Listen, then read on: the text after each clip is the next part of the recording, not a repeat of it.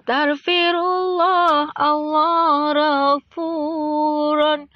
Kaya ilahun ampun dosa Doa lelaki meribe ampun Geputruh kelun hajat ngan pinta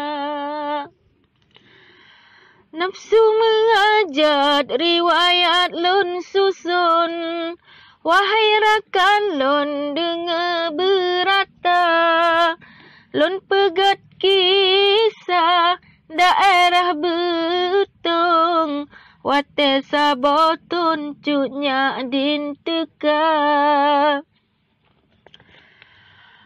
Menurut cerita barayat betung Warai kawam lon yang tuha-tuha Cutnya din geja rimba ge aron Kede betung gapnyan getapa Cutnya din geja rimba ge aron Kede betung gapnyan getapa Serta panglima gebalangsong Bak gunung betung sinan getapa Gunung lesago sinan hai kawom Cuknya din di betung aman sejahtera Kagemerakan ngan rakyat betung Rakyat getulung bantu kerja Sarang tapade wahai rakan lon Baule lesong geba cerita Sarang tapade wahai rakan lon Baule lesong geba cerita Wahai cedera rakyat di betang Jenazah jalon tabela bangsa Taprang kape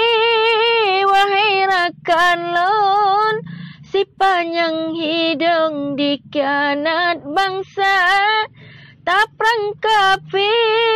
wahai rakan lon Si panjang boh hidung dikhianat bangsa Dicong bakulu nabu meayon Dicong bak sukun na le medoda Lenyan cuknya adin ake di betung Sebab hai kawum katruh Belanda Watenyan cuknya adin wahai rakan lon Cuknya adin di putren ditandu sikra Anale daya mata karabon Cuknya adin di putren ukuta raja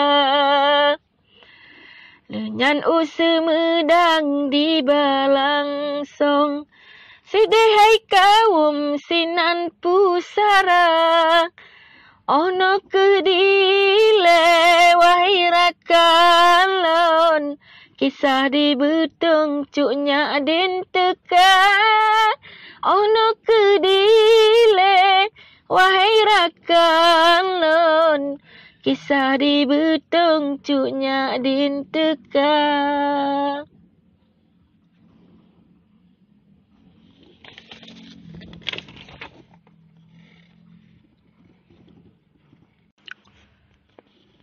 Astaghfirullah Allah Ghafurun